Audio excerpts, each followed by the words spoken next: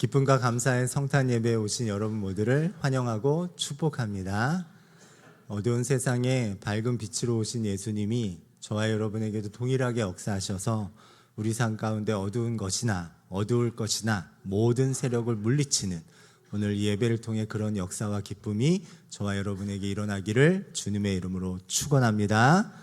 우리 좌우에 있는 분들과 오늘은 성탄절이니까 이렇게 메리 크리스마스라고 인사하면 좋겠는데 한 번으로 좀 부족한 것 같아서 메리 크리스마스 인사하겠습니다. 네. 정말로 즐겁고 행복한 오늘 성탄입니다. 네, 여러분 삶에도 늘 즐겁고 행복한 일만 가득 있기를 바랍니다. 슬픈 일, 아픈 일, 어려운 일 근처도 못 오게 해주시고 하나님이 좋은 일, 기쁜 일, 행복해서 남들과 함께 나누고 싶고 간증하고 싶은 일만 가득 역사해 주시기를 주님의 이름으로 축원합니다. 자, 오늘은 성탄절이라 이 성탄 성경에 써 있는 예수님이 처음 태어나실 때 이야기를 좀 나누려고 하는데요. 이 성탄절 예수님 이야기는 신약 성경의 4개 복음서에 나와 있는데 성탄 이야기는 마태복음과 누가복음 두 군데만 남아 있습니다. 마가복음하고 요한복음에는 성탄 이야기가 없어요. 바로 이제 그냥 시작을 해버리거든요. 근데 이 4개 복음서는 각각 이 4사람의 저자가 예수님에 대해서 기록하면서 자기가 가지고 있는 관점과 그 특징을 가지고 기록했기 때문에 똑같은 장면도 나오고 그거에 대해서 약간 다르게 보는 내용들도 있어요. 그래서인지 우리 성탄의 이야기가 마태복음하고 어디에 나온다고요? 누가복음에 나오는데 다릅니다. 마태복음은 예수님을 왕으로 오신 예수님을 강조해요. 그래서 마태복음 오늘 나눌 건데요. 헤롯 왕이라든지 왕궁이라든지 동방박사라든지 이런 거를 이야기해 주고 있고요. 누가복음에서는 누가는 인간 참 사람으로 오신 예수님을 강조해요. 그래서 낮은 자와 이야기하시는 내용들 그런 것들이 많이 나오면서 성탄도 역시 천사들이 목자를 통해서 아기 예수님의 탄생 소식을 전하고 그래서 그 소식을 듣고 이 말구에 누워 계신 아기 예수님을 찾아 경배하는 이야기가 나옵니다. 이 두 복음서에만 또 족보가 나와 있어요. 마태복음에 나온 족보는 이 왕이신 예수 그리스도를 강조하니까 처음에 시작도 아브라함과 다윗의 계보라 그러면서 아브라함부터 쭉 이어지는 족보가 나오고요. 누가복음은 반대로 참 사람이신 하나님 예수님을 강조하다 보니까 족보가 예수님의 아버지 요셉, 육신의 아버지인 요셉부터 해서 아브라함에서 끝나지 않고 끝까지 올라가서 저기 다윗까지 올라갑니다. 강조점이 틀려요. 오늘은 우리 마태복음 우리가 읽은 이 2장의 말씀을 가지고 마태가 본 첫 번째 성탄 이야기를 여러분과 함께 나누려고 합니다. 자, 먼저 예수님은 어디서 태어나셨을까요? 베들레헴. 어디라고요? 네, 베들레헴에서 태어나셨어요. 베들레헴 여러분 아시죠? 여러분 배를 보면서 맨날 얘기하는 그 베들레헴. 베들레헴은 예루살렘이 수도인데 예루살렘에서 바로 옆에 있는 도시예요. 크지 않은 도시인데 한 8km 정도 떨어져 있으니까 차로 10분, 걸어서 갈 수 있는 아주 가까운 도시가 예루살렘 옆에 있는 베들레헴입니다. 예수님은 이 베들레헴에 태어나셨어요. 근데 이 베들레헴에서 태어나기로 한 내용은 이미 750년 전 오늘 새벽 예배 본문이 그 미가서 5장이었는데 미가 선지자가 750년 전에 예언을 해놨습니다. 우리 앞에 있는데 한번 아까 교동문에도 나온 내용인데요. 우리 앞에 모니터 보시고 한번 같이 읽어볼까요? 베들레헴 에브라다야 너는 유다 족속 중에 작을지라도 이스라엘을 다스릴 자가 내게로 나올 것이라 그의 근본은 상고의 영원에 있느니라. 자, 예수님이 어디서 태어나실 것을 750년 전에 예언했다고요? 베들레헴. 아직도 경품 생각하시고 있는 건 아니죠? 대답 소리가 좀 작아서. 베들레헴. 근데 이게 베들레헴에서 예수님이 태어나시는 이 내용이 사실은 당시 사람들에게 굉장한 긴장을 줍니다. 왜냐하면 그때 수도가 어디라 그랬어요? 예루살렘이었고, 지금도 그렇지만 예루살렘이고, 예루살렘의 왕궁에 헤롯 왕이 있었거든요. 헤롯 대왕, 헤롯 왕이 있었는데, 헤롯 왕이 있는 왕궁에서 왕이 될 아기가 태어나야 돼요. 그렇잖아요. 그런데 어디서 태어났다는 거예요? 베들레헴에서 태어났다는 겁니다. 헤롯 왕은 이 사실을 모르고 있다가, 예수님이 태어나신 걸 모르고 있다가 동방에서부터 온 박사들, 이 사람들이 아마 별을 연구하는 사람들이었던 것 같고요. 왕의 거대한 탄생별을 찾았고, 그 별이 누군가를 향하는 것을 보고서는 이제 큰 어쩌면 대사절단 같은 인원들을 다 모아가지고 또 준비한 예물까지 다 준비해가지고 이 왕으로서 태어나는 그 아기를 경배하기 위해 저 멀리 동방에서부터 옵니다. 오다가 예루살렘 근처에서 이 별이 사라졌어요. 그러니까 일반적으로 생각해도 별이 사라졌지만 왕이 될 아기는 어디에서 태어나야 되냐면 왕궁에서 태어날 거다라는 생각이 일반적인 생각이기 때문에 지금 왕궁을 찾아와서 헤롯을 만난 거예요. 그래서 자기는 여차여차해서 자기들은 지금 동방에서부터 이 많은 사람들을 이끌고 여기까지 왔는데 왕이 될 그 별을 보고 왔다. 누가 왕이 될 아이인지 알려달라는 거예요.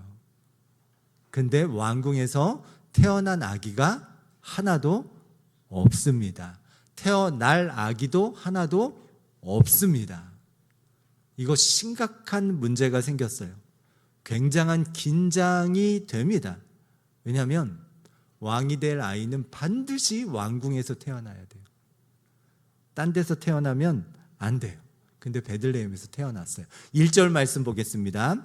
헤롯 왕 때 예수께서 유대의 베들레헴에서 나심에 동방으로부터 박사들이 예루살렘에 이르러 말하되, 왕이 될 아기이기 때문에 반드시 왕궁에서 태어나야 해요. 그래야지 그 자손이 왕위가 계승된다는 거 아니에요. 왕은 직선제로 뽑는 게 아니라 왕은 계승, 세습하는 거잖아요. 그러니까 그 집에서 태어나야 돼요. 그 아들들 중에 태어나야 돼요. 그런데 지금 예루살렘이 아닌 곳에 태어난 거예요. 여긴 아이가 없어요. 태어날 아이도, 임신한 아이도 없어요. 심각한 문제가 생깁니다. 그래서 온 예루살렘이, 왕궁을 넘어서 온 예루살렘에 난리가 납니다. 2절과 3절 같이 읽어보겠습니다. 유대인의 왕으로 나신 이가 어디 계시냐? 우리가 동방에서 그의 별을 보고 그에게 경배하러 왔노라 하니 헤롯 왕과 온 예루살렘이 듣고 소동한지라. 다 긴장하고 난리가 났다는 거예요. 예수님이 오신 그 사건 하나, 아직 뭔가 대단한 게 일어나지 않고 단지 베들레헴에서 태어났다는, 단지 이 땅에 오셨다는, 예수님이 이 땅에 인간의 몸을 입고 이 땅에 오셨다는 그 사실만으로 굉장한 긴장과 굉장한 울림이 있습니다. 근데 생각해 보면 예수님이 우리 가운데 오실 때는 늘 그런 긴장이 있는 것 같아요. 우리의 평안한 삶에 예수님이 말씀으로 다가오시면 우리들 삶에 갈등이 생기고 긴장이 생기고 울림이 생깁니다. 베드로와 안드레는 어부였어요. 그날도 예수님을 처음 만나는 그날도 여느 때와 같이 아침에 나가서 고기 잡고 그리고 들어와서 그물을 수선하고 있었어요. 그때 예수님께서 베드로와 안드레에게 다가오십니다. 그리고 냅다 뭐라고 얘기하세요? 나를 따르라. 갑자기 예수님과의 만남은 큰 긴장을 가져옵니다. 예수님이 우리 삶에 오시는 것도 마찬가지예요. 저와 여러분에게 예수님께서 다가오시는데 편안히 다가온다? 절대 그렇지 않습니다. 예수님은 우리를 성장시키고 우리를 더 축복하시기 위해서 다가오시지만 그때 다가올 때는 늘 우리 마음에 꺼리낌이 생기고 갈등이 생기고 긴장이 생깁니다. 예수님께서는 편안하고 익숙한 일상을 사는 우리를 그냥 두지 않으시고 우리 속으로, 우리 안으로, 우리에게로 저벅저벅 찾아오십니다. 그리고 우리에게 긴장을 일으키십니다. 여러분, 예수님을 만나는 건 그건 긴장되는 일이에요. 근데 그 긴장은 우리를 성장시키고 우리를 복되게 하는 그런 긴장인 줄 믿습니다. 망치고 죽이려는 게 아니고요, 잘 되게 하려는 그런 긴장이에요. 예수님께서 이 땅에 오셔서 예루살렘 전체가 소동이 나고 난리가 났지만 이거는 축복으로 오신 거예요. 모든 사람들을 구원하시기 위한 구세주 그리스도 메시아로 오신 겁니다. 성장시키고 축복하시기 위해 예수님께서 오시는데 그게 긴장이 됩니다. 제 아내는 저를 만나기 전까지 사모에 대한 생각을 한 번도 한 적이 없다고 합니다. 그러다가 어떻게 하다 보니까 정신을 차려보니까 교회 전도사님하고 연애를 했어요. 그런데 연애할 땐 좋았는데 이제 본격적으로 결혼할 생각을 하니까 나는 자유로운 영혼인데 사모를 할 수 있을까, 이런 걱정도 두려움도 이런 긴장이 많이 되더라는 거예요. 고민하다가 결국 오빠로는 좋지만 사모는 어렵겠다라는 말을 전해 듣게 됩니다. 큰일 났어요. 어떻게 합니까? 오빠로는 좋지만 사모는 어렵다고 하는데 어떻게 해요? 그래서 제가 어떻게 했냐면 냅다 금식 기도를 했습니다. 뭐 어떻게 할 수 없잖아요. 설득할 것도 아니고 뭘 어떻게 할 것도 아니고. 그래서 여러분, 저는 밥을 잘 안 굶습니다. 웬만하면 먹습니다. 기분 나빠도 먹고요, 뭐 해도 밥은 먹어요. 근데 급하니까 금식하면서 기도하게 되더라고요. 근데 그랬더니 하나님께서 역사해 주시는데 여러 가지를 통해서 저희 아내를 이제 알게 했는데, 그 중에 하나가 교회 언니 중에 이제 기도도 많이 하고 교회 학교 교사로 열심히 봉사하는 언니가 있는데, 그때까지도 이제 저는 전도사고 여기는 이제 청년인데, 아내는 청년인데 서로 사귀는 걸 아무도 모르게 그렇게 하고 있었거든요. 그래서 그 교회 언니도 당연히 모르는데 어느 날 저희 아내 요 일 이후에 꿈을 꿨다는 거예요. 꿈에 저희 아내가 나왔다는 겁니다. 이렇게 속회 모임처럼 동그랗게 청년들 모임을 하는데 거기로 예수님이 오셨대요. 긴장이 되죠? 네, 예수님이 오셔서는 한 사람 한 사람 사명을 주시더래요. 너는 뭐 이렇게 주시는데 제 아내 순서에서 건너뛰더래요. 그래서 꿈에서, 그 언니 꿈에서 제 아내가 예수님한테 물었대요. 예수님, 저는 왜 말씀을 안 해주세요? 그랬더니 예수님이 너는 이미 알고 있는데 안 하려고 하지 않느냐, 이러더라는 거예요. 그 얘기를 전해주는 거죠. 소름이 끼쳤다는 거예요. 여러분, 금식기도 셉니다. 여차하면 하나님께 금식하면서 기도하세요. 진짜 세요. 저는 실제로 경험을 해봤습니다. 사실 부담이 되죠. 여러분, 사모도 사실 이 특별한 사명 혹은 부르심이 있어야 할 수 있는 일이에요. 사모가 쉽겠어요? 쉬우면 해보시든가. 어렵죠. 근데 이거는 하나님의 부르심은 망하게 하고 뭐 망치게 하려는 게 아니라, 죽이려고 하는 게 아니라 우리를 살리고 성장하고 복 주시려고 하는 건 줄 믿습니다. 그렇죠? 대답은 하지 마시고. 네. 하여간 하나님께서는 이렇게 우리들에게 다가오셔서 뭔가 말씀으로 다가오든 감동으로 다가오든 누군가의 뭐 어떤 상황으로 다가오든 우리에게 다가오서 와서 말씀하실 때 그게 편안하지 않을 때가 대부분이에요. 긴장이 됩니다.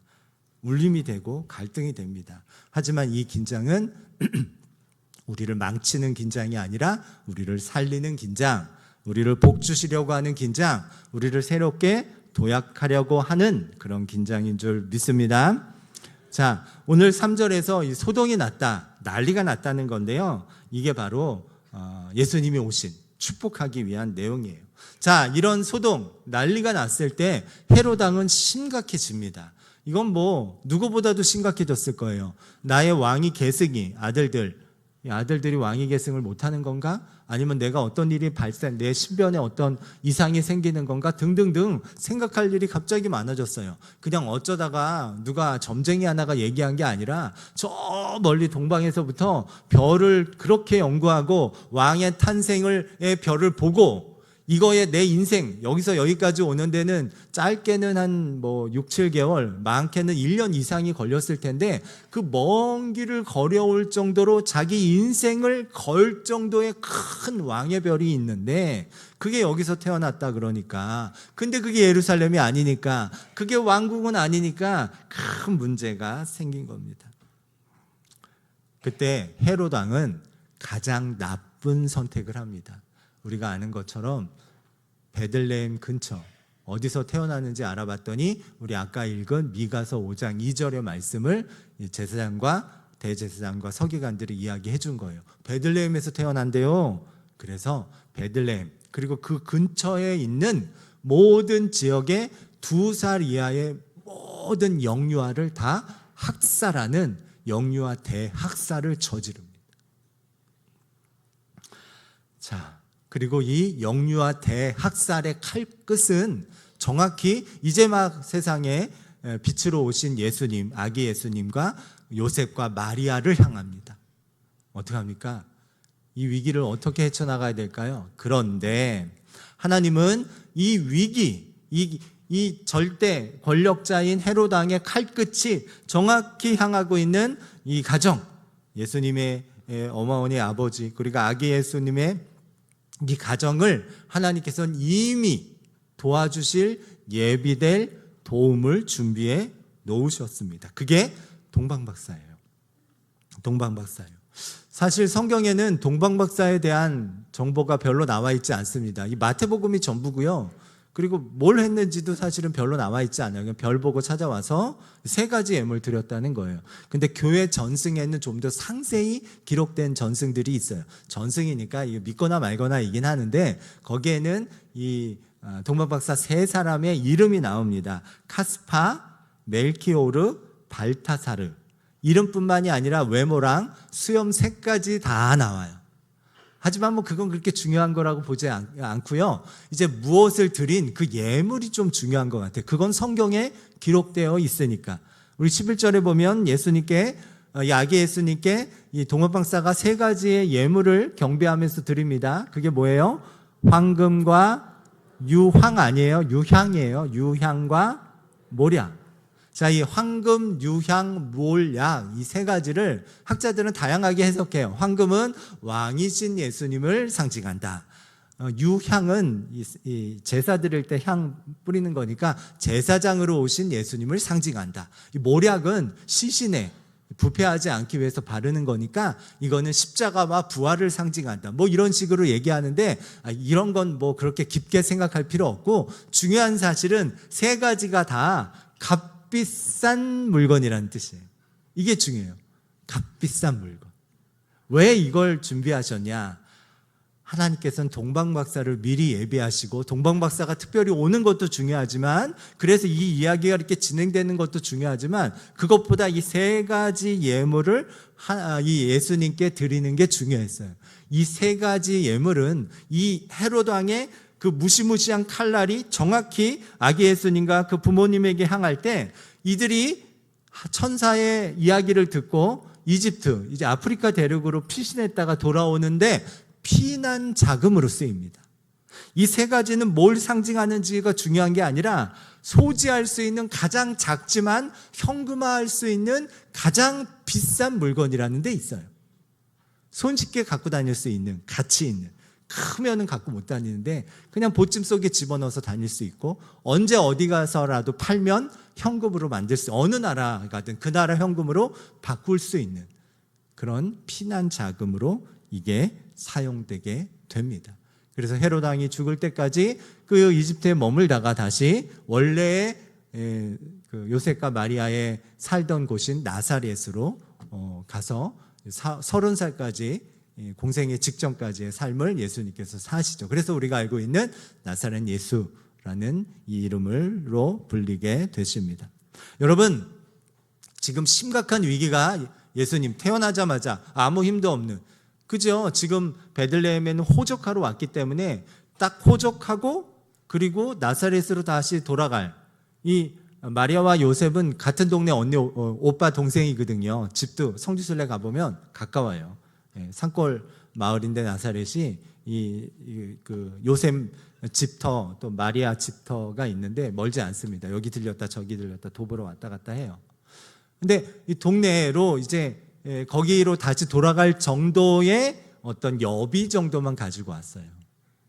근데 이 황금, 유향, 몰약, 작은 그렇지만 비싼, 부피는 작지만 비싼 이 자금을 가지고 그곳에서 편안히 있다가 다시 이제 헤로드 왕이 죽은 이후에 돌아올 수 있게 합니다.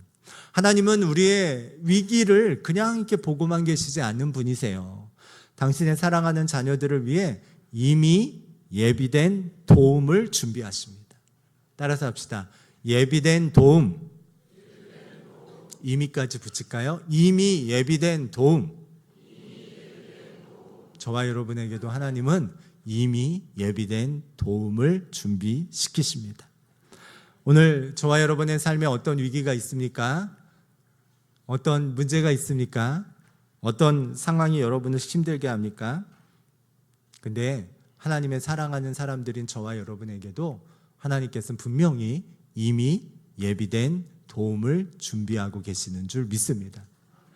요셉과 마리아가 이들을 보기 전까지, 동방박사들을 보기 전까지 사실 존재 자체도 몰랐어요.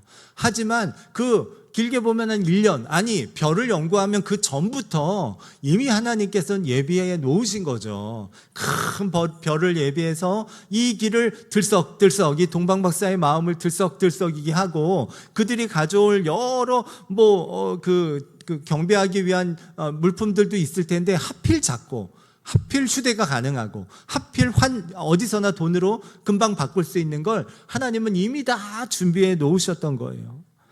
하나님은 이렇게 저와 여러분, 당신의 사랑하는 자녀들인 저와 여러분을 위해서 이미 준비된 도움을 준비하고 계십니다. 이미 예비된 도움을 준비하고 계십니다. 여러분 힘들어요? 여러분 어려운 일이 있어요?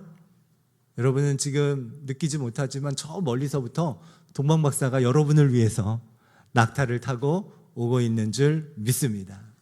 여러분은 생각도 아직 문제조차 안 일어난 그때라도, 지금 있는 문제가 아니라 아직 일어나지 않은 문제를 위해서도 우리 사랑하는 자녀인 저와 여러분을 위해서 하나님께서는 이미 예비된 도움을 준비시키신 줄 믿습니다. 여러분, 여러분을 위한 동방박사가 오고 있어요. 여러분을 위한 낙타가, 동방박사를 실은 낙타가 오고 있습니다. 그러니 염려하고 걱정하지 마십시오. 하나님은 여러분을 끝까지 사랑하십니다. 여러분을 끝까지 사랑하셔서 이 땅에서도 저 천국까지 이어지는 하나님 자녀의 끈을 꼭 붙잡고 가십니다. 그러니 너무 걱정하지 말고 염려하지 말고, 염려와 걱정은 누구한테 맡겨요? 내 모든 염려 주께 맡겨라. 그죠? 슬플 때에 주 예수 얼굴 보라. 우리 주님을 의지하는 저와 여러분 됩시다. 마태가 보여준 이 첫 번째 성탄의 교훈은 그거예요. 이미 예비된 도움이 당신을 위해 오고 있습니다. 저 멀리서 낙타를 타고 오고 있습니다.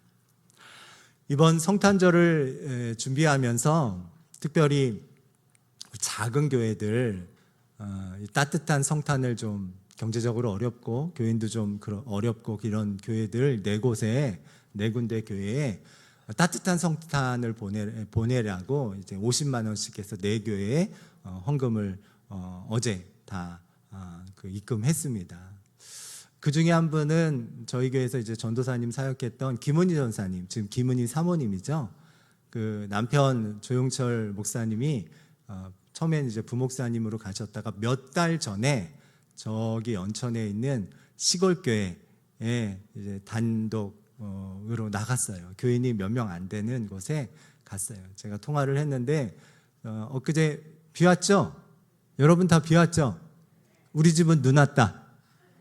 다 비 왔는데 전화해 봤더니 아침부터 계속 그치지 않고 눈이 와서 거기 눈이 왔나 봐요. 추워서 목사님 너무 추워요 그러면서 눈이 와서 나가서 쓸 엄두도 못 내고 있다고. 그래서 제가 안부 전화만 한지 알고 이렇게 받더라고요. 그래서 그게 아니고 여차여차해서 교회에서 따뜻한 성탄 보내라고 조금 헌금을 보낸다고.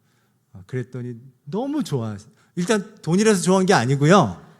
그거 아니고 사실은 이 성탄절에 교인들하고 시내 나가서 좀 외식을 할 생각을 갖고 있으셨나 봐요. 제가 안 건 아니지만 누구는 아셨겠어요? 하나님은 아셨겠죠. 그래서 그 생각이 나게 했고 연락을 했고 마침 그렇게 돼서 그렇게 쓰여지게 됐습니다. 근데 더 거슬러 올라가면 사실 이 헌금은 우리 교회 권사님 한 분이 올해 2025년 동안 여러 차례에 걸쳐서 작은 교회를 섬겨달라고 목적 헌금을 내진 거를 이제 4개 교회에 나눈 거예요. 그러니 생각해 보면 더 과거로 올라가서 누군가의 마음속에 작은 교회를 도와야 되겠다라는 마음을 그때부터 주신 거 아니에요. 받은 건 어제 입금이 됐겠지만, 그것은 결과지만 그게 이제 오기 전까지, 그 전에 이제 제가 통화하기 전까지는 전혀 모르던, 전도사님이든 남편 목사님이든 전혀 모르던 일이었겠지만 하나님은 생각해 보면 이미 예비된 도움을 준비하고 계셨던 겁니다. 그분에게만이 아니라 여러분에게도 마찬가지입니다. 여러분을 위한 동방박사가 이미 출발해서 오고 있는 줄 믿습니다. 그러니 염려하지 말고 걱정하지 말고 우리 이 성탄의 기쁨과 감사를 오늘 누리고 평생을 누리는 저와 여러분 다 되시길 주님의 이름으로 축원합니다. 우리 모두 자리에서 일어나셔서 우리 함께 찬송하겠습니다.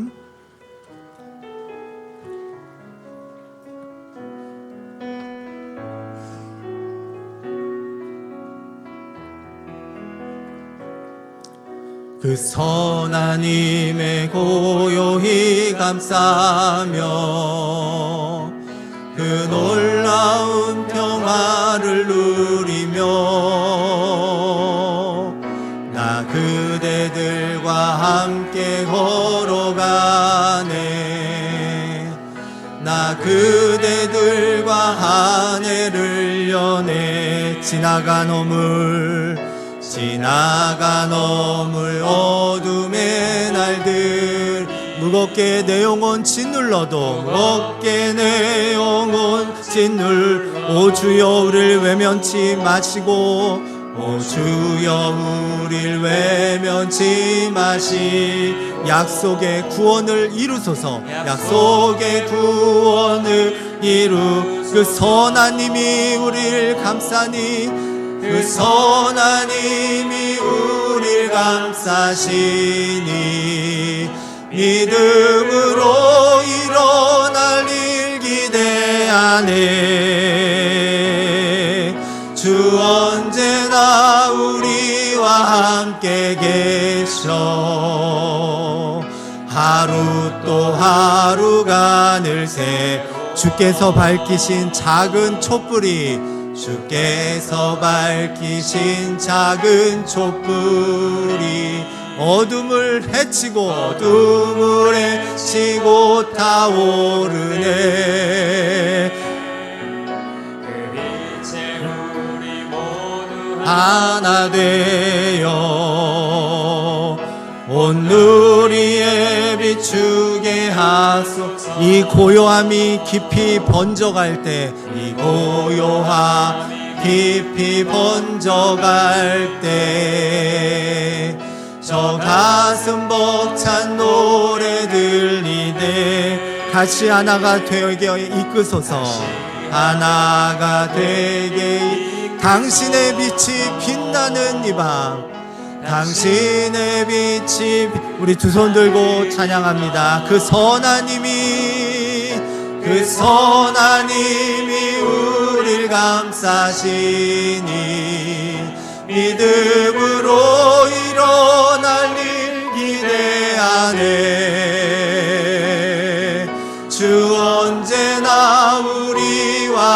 함께 계셔. 하루 또 하루가 그 선한 힘이 우릴 감싸시니, 그 선한 힘이 우릴 감싸시니, 믿음으로 일어날 일 기대하네. 주 언제나 우리와 함께 계셔. 하루 또 마지막으로 한 번만 더 고백할까요? 그 선한 힘이 우리를 감싸시니, 그 선한 힘이 우리를 감싸시니, 믿음으로 일어날 일 기대하네. 주 언제나 우리와 함께 계셔.